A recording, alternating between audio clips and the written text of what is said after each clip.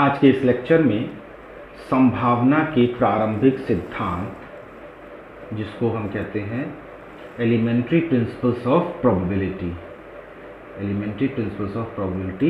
के बारे में डिस्कस करेंगे। फर्ग्यूसन 1971 के अनुसार संभावना शब्द का उपयोग 3 प्रकार से होता है। पहला है वैदिक गणित, फॉर्मल मैथमेटिकल। उपयोग में संभावना शब्द का उपयोग में ये देखा जाता है कि एक परिस्थिति विशेष में संभावित घटनाओं में से एक घटना के घटित होने का अनुपात क्या होगा, कि कोई इवेंट हो रही है तो उसके घटित होने का, उस इवेंट के अकरेंस का रेशियो क्या होगा, ये देखा जाता है। उदाहरण के लिए सिक्के को उछालने पर चित्त या पट गिरने की संभावना क्या होगी। चित्त या पट मतलब हेड या टेल के आने की संभावना क्या होगी। चित्त या पट के आने की संभावना बराबर बराबर होगी, अर्थात सिक्के को उछालने पर चित्त के आने की संभावना 1/2 या 0.5 तथा पट के आने की संभावना भी 1/2 या 0.5 होगी।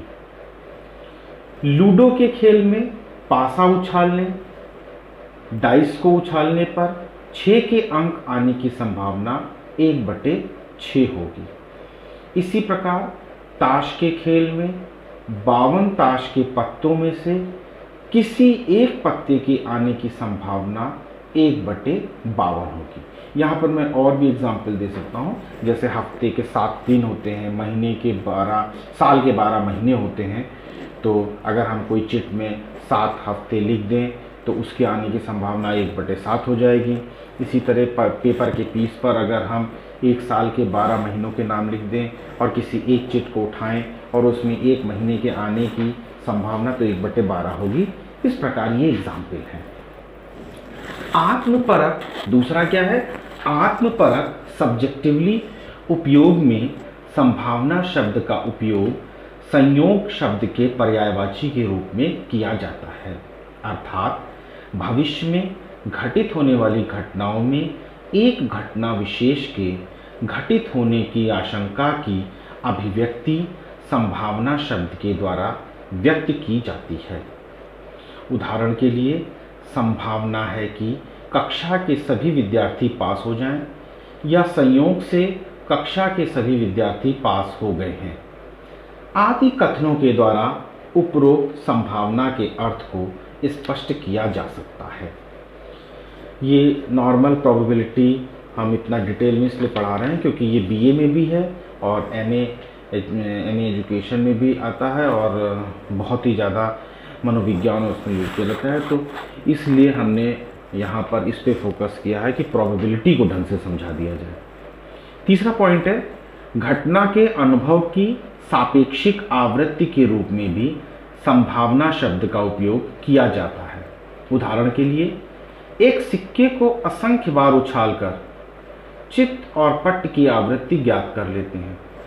प्रैक्टिकली तो जो मैथमेटिशियन है उन्होंने 10,000 बार उछाला, किसी ने 24 बार 1000 बार उछाला और देखा और पाया तो आता वही था। जब 10,000 बार उछाला तो हेड आने का 5,000 कुछ हो गया, मतलब ये रहा। 24,000 बार उछाला तो 12,000 कुछ हो गया, लेकिन आया वही कि 1/2। इस अवस्था में चित्त और पट की संभावना ही सापेक्षिक आवृत्ति होगी।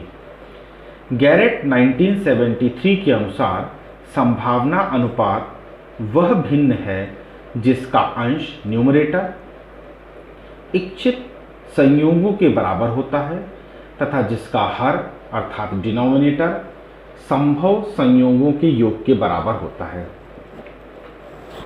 इसे सूत्र के द्वारा निम्न प्रकार से लिखा जा सकता है: संभावना अनुपात बराबर इच्छित संयोग बटे समस्त संभावित संयोग। इसको हम ऐसे भी लिख सकते हैं इक्वल टू घटना के घटित होने की संख्या बटे समस्त घटनाओं का योग।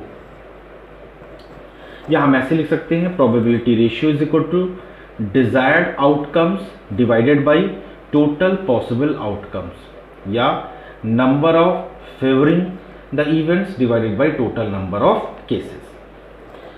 उदाहरण के लिए एक 25 छात्रों की कक्षा में 2 पुरस्कार देने हैं, मान लो पहला पुरस्कार और दूसरा पुरस्कार, या कोई 2 पुरस्कार देने हैं किसी और विषय से संबंधित।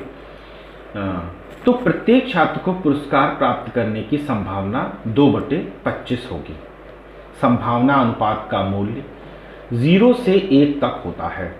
यहाँ पर 0 का अर्थ है किसी घटना के घटित न होने की पूर्ण संभावना, तथा 1 का तात्पर्य है किसी घटना के घटित होने की पूर्ण संभावना। 1 का मतलब है घटना होगी और 0 का मतलब है घटना नहीं घटित हुई। इस बात को हम एक उदाहरण से भली भांति समझ सकते हैं, जैसे कि दोपहर के समय एक सामान्य व्यक्ति को तारे दिखाई देंगे। इसकी संभावना क्या है? 0 है। तथा प्रत्येक व्यक्ति कभी ना कभी मृत्यु को अवश्य प्राप्त होगा। इसकी संभावना 1 है, अर्थात पूर्ण संभावना है। तो इस तरह से हम 1 और 0 के आंकड़ों को इसमें समझ सकते हैं। इन साधारण सिद्धांतों का प्रयोग निम्न प्रकार से किया जा सकता है। उदाहरण के लिए, जब हम एक सिक्के को उछालते हैं तो चित्त अर्थात हेड तथा पट टेल आने की संभावना 100% होती है, क्योंकि सिक्का 2 ही तरह से गिर सकता है, या तो चित्त गिरेगा या फिर पट गिरेगा। इसलिए चित्त एवं पट आने की संभावना बराबर होगी। संभावना अनुपात प्रोबेबिलिटी रेशियो 1/2 बार हेड आने की संभावना है तथा 1/2 बार टेल आने की संभावना है। अतः P probability head plus probability tail is equal to 1/2 plus 1/2 is equal to 1। Probability क्या हो गई? टोटल प्रोबेबिलिटी 1 आनी चाहिए। अब यहाँ पर फिल्मी अंदाज को न देखें ध्यान में, क्योंकि सिक्का खड़ा भी हो सकता है, तो वो पॉसिबिलिटी हम लोग यहाँ पर इस केस में निगलेक्ट कर देते हैं कि सिक्का गिरेगा तो या तो हेड आएगा या टेल आएगा। ठीक, उस कैटेगरी को या उस इवेंट को हम कंसीडर यहाँ नहीं करेंगे, और ये हम मानेंगे भी नहीं कि सिक्का खड़ा हो गया।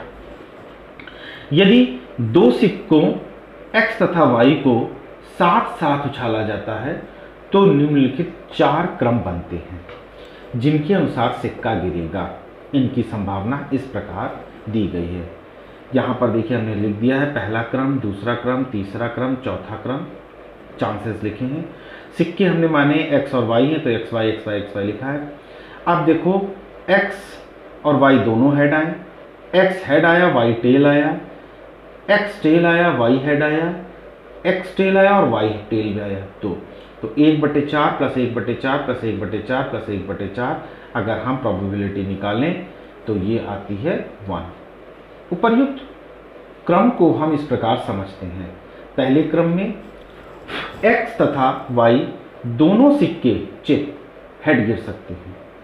दूसरे क्रम में x तथा y दोनों सिक्के क्रमशः चित्त हेड एवं पट टेल के रूप में गिर सकते हैं। तीसरे क्रम में x सिक्का टेल तथा y सिक्का हेड के रूप में नीचे गिर सकता है, तथा चौथे क्रम में x तथा y दोनों सिक्के पट के रूप में गिरेंगे। फिर ऑप्शन बचा कि दोनों सिक्के टेल के फॉर्म में ही गिरेंगे। यदि 3 सिक्कों x, y एवं z को उछाला जाता है तो निम्नलिखित 8 क्रम बनते हैं। ये 8 संभावित क्रम नीचे दिए गए हैं। पहला, दूसरा, तीसरा, चौथा, 5वां, 6ठा, 7वां और 8वां। यहाँ पर 3 सिक्के हमने लिए हैं तो x, y, z सब जगह लिख दिया है। x, y, z, x, y, z, x, y, z, ये 3 सिक्के हैं, x, y, z, x, y, z, x, y, z, x, y, z। अब संभावना क्या है कि x उछाला तो x में भी हेड आया, y उछाला तो y में भी हेड आया और z उछाला तो z में भी हेड आया। अगली चांस क्या बनेगी? x हेड आता है, y का हेड आता है और z का टेल आता है।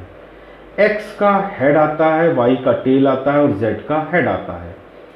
x का टेल आता है, y का हेड आता है और z का भी हेड आता है।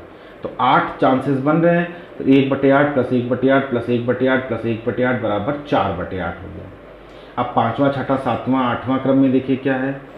एक्स उछाला, हेड आया, वाई उछाला, टेल, जेड उछाला, टेल। एक्स उछालते हैं तो tail, y head, z tail. X उछालते हैं तो टेल आता है, वाई उछालते हैं तो टेल आता है और जेड उछालते हैं तो हेड आता है। अब चौथे क्रम में क्या है, एक्स, वाई और जेड उछालते हैं और तीनों ही टेल देते हैं। तो 1/8 plus 1/8 plus 1/8 plus 1/8 is equal to 4/8, और इस 4/8 प्लस 4/8 को हम यहाँ पर जोड़ते हैं तो ये 1 आ जाता है। तो प्रोबेबिलिटी क्या हो गई, 1 हो गई। यहाँ पर पहले क्रम में 3 सिक्कों के गिरने का तरीका हेड हेड हेड है। दूसरे क्रम में 3 सिक्कों के गिरने का तरीका हेड हेड टेल है। तीसरे क्रम में तीनों सिक्कों के गिरने का तरीका है हेड टेल हेड।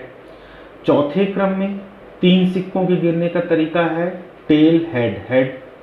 पांचवें क्रम में 3 सिक्कों के गिरने का तरीका हेड टेल टेल है। छठे क्रम में 3 सिक्कों के गिरने का तरीका टेल हेड टेल है। सातवें क्रम में 3 सिक्कों के गिरने का तरीका टेल टेल हेड है।